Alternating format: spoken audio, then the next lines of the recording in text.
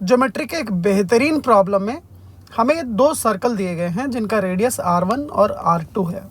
R1 radius का circle black colour से और R2 रेडियस का सर्कल ब्लू कलर से यहाँ पे बनाया गया है।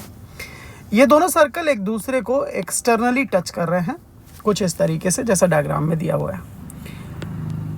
इन दोनों सर्कल के ऊपर एक रॉड रखा गया है और हमसे पूछा जा रहा है what is the length of this rod AB। अच्छी बात यह है कि ये रॉड इन दोनों सर्कल को टच कर रहा है और हमें इस रॉड का लेंथ निकालना है। तो आप इस वीडियो को पॉज करके इस क्वेश्चन का सलूशन निकालने की कोशिश कर सकते हैं। बच्चों, मैंने इस प्रॉब्लम का सलूशन ढूंढने के लिए इन सर्कल्स के सेंटर्स O1 और O2 को पॉइंट ऑफ टेंजेंसी A और B से मिला दिया है और मुझे पता है टेंजेंट पे सेंटर से मिलाने वाला लाइन 90 डिग्री बनाता है, इसलिए ये एंगल्स 90 डिग्री हैं।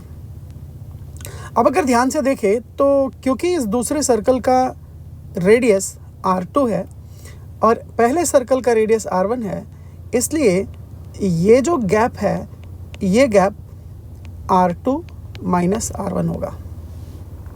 हाउएवर, क्योंकि इस सर्कल का रेडियस R1 है तो दूसरे सर्कल का रेडियस R2 है, तो ये R1 होगा और ये दूरी R2 होगा, राइट।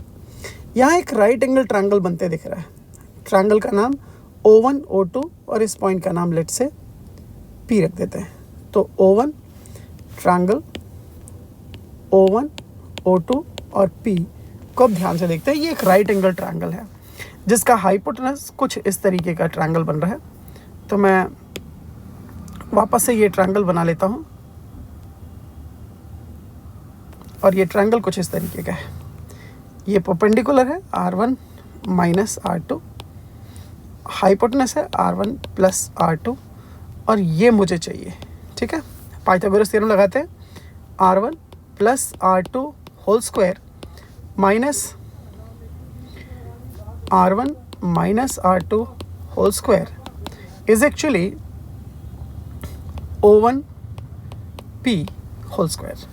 सॉल्व करते हैं तो R1 square plus R2 square plus 2R1 R2 में से सब्ट्रैक्ट होगा R1 square plus R2 square minus 2R1 R2 और इस तरीके से R1 square R2 square cancel होकर के ये 4R1 R2 बन जाने हैं।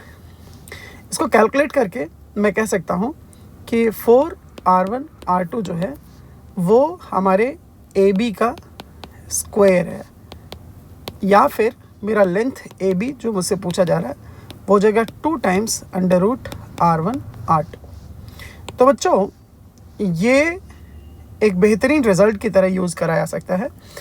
तो जब भी दो सर्कल R1 और R2 रेडियस के एक दूसरे को टच कर रहे हों तो length AB 2 root R1 R2 के बराबर हो जाएगा। ये एक इंटरेस्टिंग ज्योमेट्री का रिजल्ट भी बन सकता है और इस रिजल्ट को आगे बहुत सारे अच्छे क्वेश्चन में हम यूज़